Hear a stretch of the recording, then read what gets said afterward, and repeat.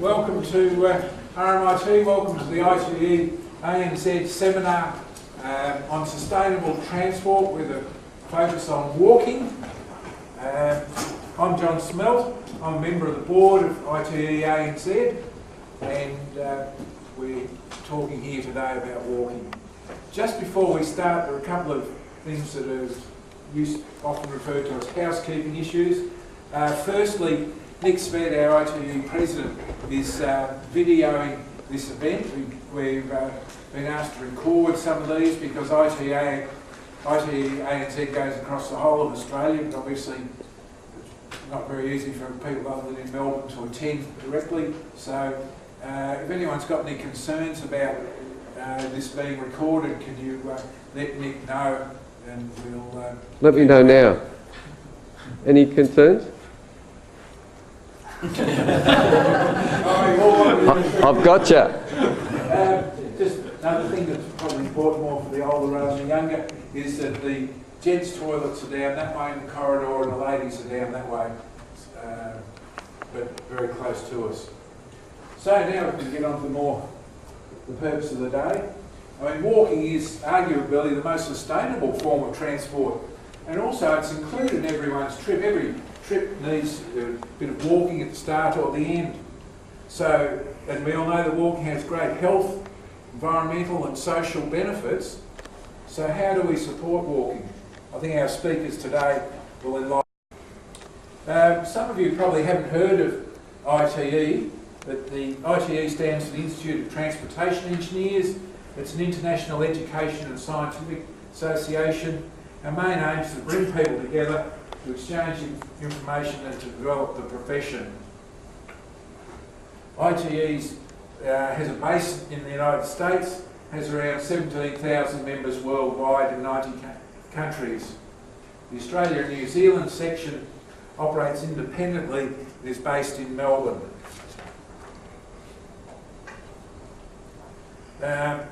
We welcome new members at any time. So if you're interested in joining, talk to me or one of our ITE committee members that are here today, or have a look at our website. Perhaps ITE committee members, you wave your hands, and so if people want to talk further about ITE, they can later in the event or afterwards. We do a number of things in ITE under our broad banner. One is that we make an annual award to recognise outstanding activity in the traffic transport industry in relation to sustainable transport. As we say there, sustainable transport profession champions, encourage and promote sustainable transport. That award's made annually, and part of winning the award is that you do a presentation the following year. So this presentation today, or part of today's presentation, from the City of Burundara was as a consequence of winning the award last year, but don't let that put you off that you have to present next year, because often people have done some really interesting things, and it's great to have that sort of information spread around the profession so that other people could pick it up. We also recognise people, so we have an Emerging Transport Professional Award and Contribution to the Transport Professional Award. So they're people related.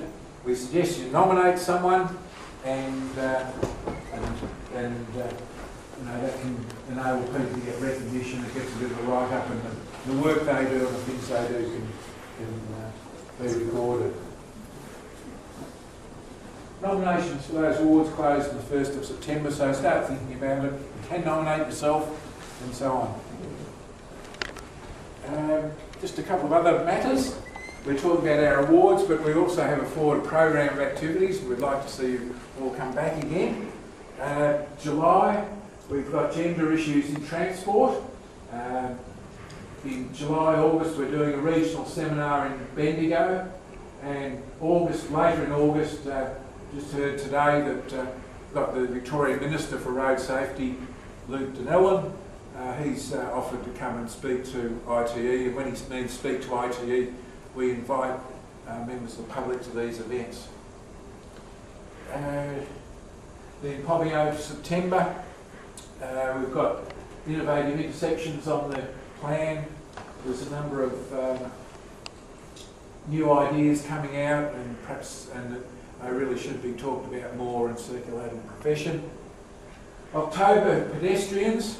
When we were putting today's session together, we got a whole lot of other suggestions of people who've done interesting things in relation to pedestrians, and there was certainly more than enough material to do another presentation on pedestrians. I mean, there's work out there, perhaps it's not being spread around, or the ideas not being circulated as much as they could, and we'd love to be part of circulating those ideas.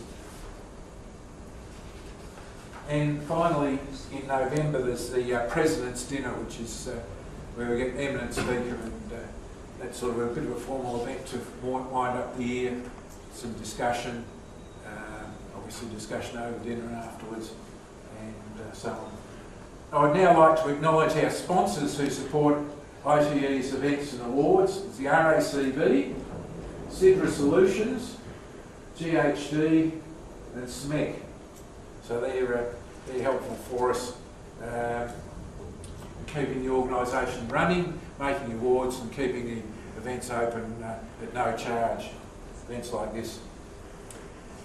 Finally, tonight, after this seminar, please join us for a meal at the Red Spice Road QV in the Queen Victoria Centre. It's in that Queen Victoria Centre on Lonsdale Street there, towards the Russell Street end. The actual address is 37 Artemis Lane, because often there'll be discussion that things will carry over, but we won't have time to cover any questions. Okay, let's get started. Today's seminar, we have a really interesting topic and three very knowledgeable speakers. We'll keep,